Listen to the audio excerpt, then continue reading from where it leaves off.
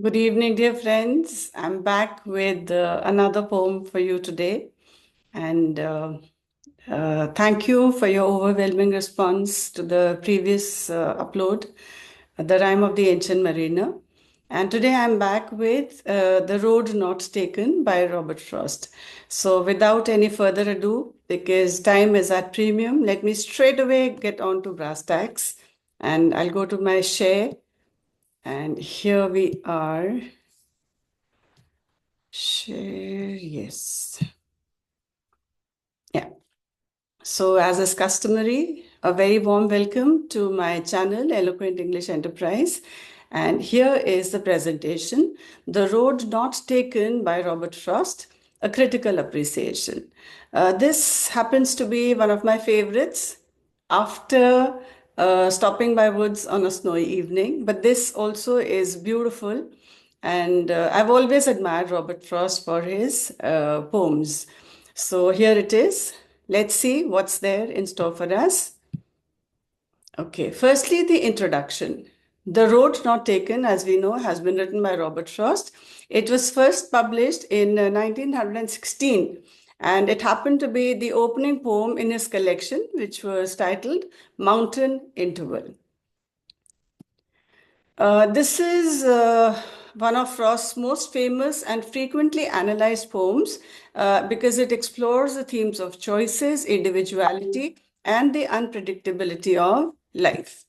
This poem presents a traveler who arrives at a fork, at a bifurcation in the road, which is going through forest, and he has to decide which paths to take. Ultimately, it reflects upon his choice, which is going to shape up his life in the longer run.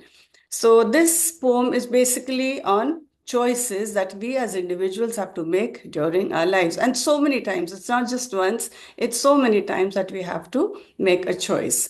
The historical and social context or the backdrop for this poem is like there are three aspects. The first one is it was, of course, written in the early 20th century. I just said 1916. And this was a time which was marked by a few of these happenings. Firstly, there was rapid industrialization and modernization.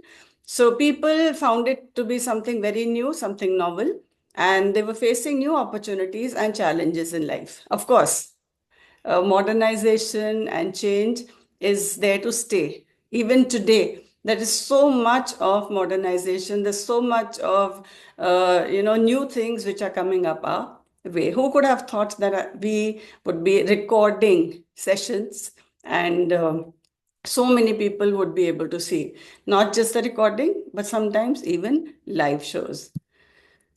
The second backdrop is that it was a period when the First World War had taken place, which continued for almost 4 years, and it must have been a very tumultuous and very, very terrifying kind of a time.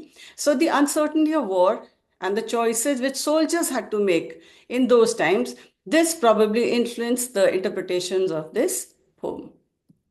And the American dream was the third context. Many people, many of the readers, they viewed the poem as a metaphor for self-determination and making independent life choices. That, again, is a universal truth. We have to make choices for ourselves in whatever walks of life that we may be. So now the social and historical context I'm going to discuss. Frost wrote this poem as a reflection on the choices people make and how these choices shape up their destiny. And one of the main reasons, probably, that this poem was written or inspired it was inspired by the walks which Frost used to take with a friend of his who was known as Edward Thomas, who always made decisions but regretted them. So probably it boiled upon to him that he should write about decisions which usually not more, I mean not always, but people they regret their decisions. So probably this was an influence on Frost when he wrote this poem. Now the summary. Okay, it has 4 stanzas. So the poem consists of 4 stanzas, and each of these are comprising of 5 lines. They are known as quintrains, all right? And they follow the ABAAB rhyme scheme. Just to show you, quintains, okay? 4 stanzas of 5 lines. So a stanza with 5 lines is known as or called or termed as a quintain. And this poem follows the ABAAB rhyme scheme. Okay.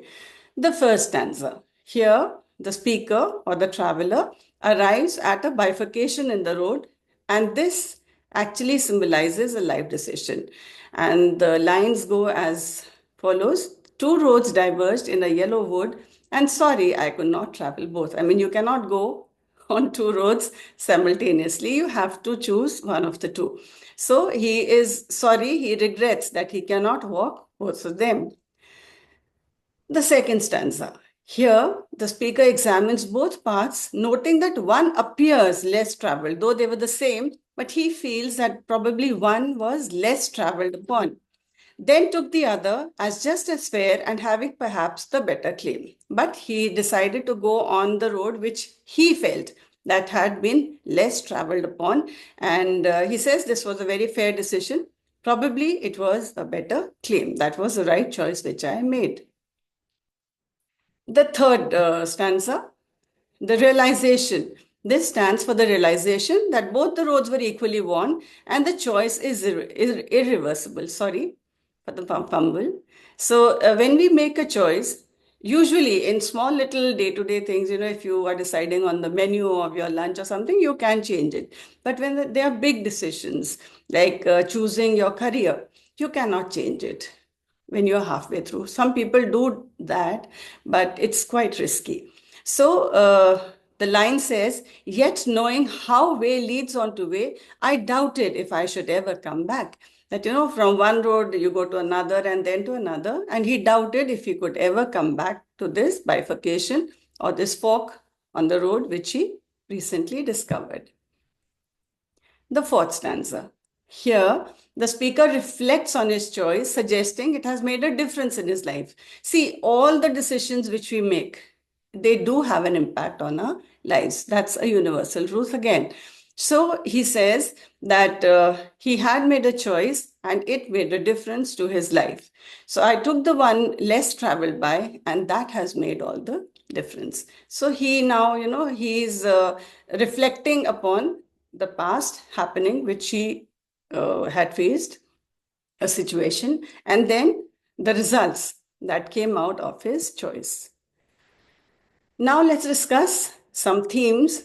I'm a little out of breath because I want to go through very fast. Time should not be consumed in big quantities. So the first theme is choices and their consequences. The poem emphasizes that life is full of choices, and once you make a decision, a major decision that is, you cannot go back onto it. Okay, so for example, yet knowing how way leads on to way, I doubted if I should ever come back. This is a repetition of what I said earlier, but then these lines can be used as example for theme also and the thought also, and of course the summary of a particular stanza. The second theme is individuality and non-conformity. The decisions that we make, the choices that we make in our lives, they are our individual choices. When we are kids, yes, it's our parents who make our decisions, but when we grow up, when we are mature, then we have to make our own decisions, and that we all know. Non-conformity. Sometimes we do not adhere to the cliched kind of paths. We try to do something different. So that is non-conformation. All right. The speaker suggests that he took the less traveled road, symbolizing individualism. That was his choice. However, both roads were actually the same, implying that choices are often arbitrary. At one point of time, he thought that both the roads were the same. But, and this implies that choices at times that we make are arbitrary. That is, these choices are not seemingly based upon any reason or plan. Sometimes they may seem to be unfair, but They're arbitrary choices. They're not based on any kind of reason. Okay, so we continue with the themes. The third theme is that of regret and reflection. He sometimes regrets, maybe if I had taken the other road. He reflects upon his experience. So, but again, maybe the choice that he made did not get him what he wanted, so he regrets. But most of the times, when we do make a choice, we are happy with our choice. It depends on the situation. There's nothing that can be termed as right or wrong when you have to make a choice. So there is a bit of regret and reflection in his lines. The speaker wonders about how the road not taken, the one which he did not take, reflecting on how choices shape life. So, for example, I shall be telling this with a sigh somewhere ages and ages hence. So, this sigh, the word sigh, it signifies that possibly he regrets that decision. But again, the true nature of this emotion is ambiguous. It's not very clear. It's confusing because maybe he had thought of something better, or maybe he's sighing because he did ultimately make the right choice. So this is very, very ambiguous. It's not clear. It's a little hazy. So you cannot come to a very strong decision that he is regretting the choice which he had made. Okay. The fourth theme is the illusion of free will. And what does this mean? The poem raises a question. Do we really make a choice, or does fate guide us? So that you can also think upon, I mean, as a student or as a teacher, that when we really make a choice, is it our own choice, or does God make us think that way? It happens. Sometimes we feel that whatever decisions we make, they come from somewhere else because, there are a lot of influences. Maybe it's a family decision, maybe it's for your career, maybe it's for whatever. So, is it really our choice, or is it fate, or is it the supernatural which guides us? So, the speaker's rationalization of his choice suggests that we often try to justify our decisions in retrospection. Like when we think upon it later, we try to justify our decision that this happened because, and then you attribute the reason of your choice to something else. There is symbolism in the poem, definitely. A lot of symbolism. Let's see. So, the symbols and the meanings. The two roads symbolize life's choices and their consequences. The yellow wood symbolizes the stage of life, that is maturity or the autumn part of your life. The less traveled road signifies individuality and unconventional choices, and the road which was not taken, it signifies, or it stands for the missed opportunities and paths that we never take in our lives. So these are the four symbols, and these are the meanings of these symbols in the poem. Now, the structure of the poem and literary devices which have been used. Firstly, the rhyme scheme and meter. The poem follows ABAAB rhyme scheme and uses iambic tetrameter, creating a smooth and reflective rhythm. Now, iambic tetrameter is, uh, is a meter in English poetry which uses 4 iambs per line. Okay, it's a common meter in English poetry and is more often than not used in traditional ballads. There is something which is known as iambic pentameter also, but that has 5 iambs in a line. That is, you stress on one and there's less stress on the other iamb. Now, I cannot discuss that in too much of detail because I myself am not very, very sure of that. Okay, so this is iambic tetrameter, which has been used in this particular poem. The second one, imagery. This is something which I really admire personally in this poem. The descriptions are so vivid. You can actually paint a picture, or you can imagine that picture in your mind. So the vivid descriptions over here, they make the setting very real and relatable. I mean, you can think that probably you are also traveling through, on a road which diverges into two, and then you have to make your choice. Which one should I take? Two roads diverged in a yellow wood, Leaves, no step had trodden black. That is, the leaves which had fallen on the ground, they were still fresh. They were not stepped upon. Had they been stepped upon, maybe they would have been crushed and maybe they had turned black. Then there is metaphor, the use of metaphor in the poem. The road is a metaphor for life's choices. Okay, it's like the road of life, and on this road you have to keep making your choices. And the fork on the road, at one point of time, it symbolizes the crucial decisions that we as travelers in life have to make and take. Now the structure of the poem, and again literary devices continued. The fourth one is ambiguity and irony. The phrase less traveled is ironic because the roads were actually equal. They were almost the same. Maybe one of them had more leaves fallen on it, the other had lesser. So the speaker, he romanticizes his decision, but he acknowledges at the same time that choices are uncertain. Okay? A choice made at one particular point of time may not be the right choice in another time period. So there is ambiguity and irony in the poem. That is another literary device which has been used. And the last one is repetition and parallelism. The repetition of I emphasizes personal responsibility. I took the one less traveled by. Okay. And as far as parallelism, this is such a tongue twister. Parallelism is a literary device that uses repetition to emphasize ideas in poetry. Okay, so this is almost the same as repetition, or it stands for repetition. I will not repeat it, however, because it makes my tongue twist. Okay, so the repetition of I, it emphasizes personal responsibility, and he takes responsibility of the choice which he had made. Sounds funny? Yes, but parallelism is very difficult to pronounce. Coming to Robert Frost's writing style, okay, it's simple and conversational language has been used.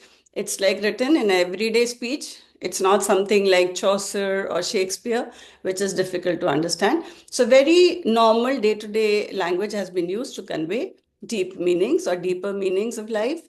The imagery is very natural because it's been inspired from or by rural landscapes. All right. So the imagery is something very natural. There's nothing which you feel is different or away from the natural things that you see.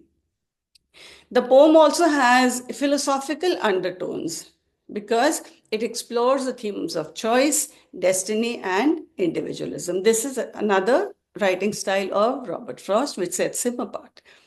And yes, last but not the least, there is ambiguity. There's a touch of ambiguity and it leaves room for multiple interpretations. You can interpret the poem or you can interpret the decision in your own way. Which road would you prefer to walk on, the less traveled by or the more traveled by? Okay, so there is a lot of scope for your own individual choice. We can interpret the poem in different ways. Firstly, it is a celebration of individualism. Okay, the poem is often seen as a tribute to nonconformity, where the speaker chooses an unconventional path. When you read the poem, when you go through it, you feel that probably the road which she had decided to take was the unconventional path. It was a road which was less traveled upon. Though again, he implies or he tries to make it clear that they were almost the same. But he decided on his own to take a road which had been less traveled by. That was his personal choice. The poem also reflects on the uncertainty of life.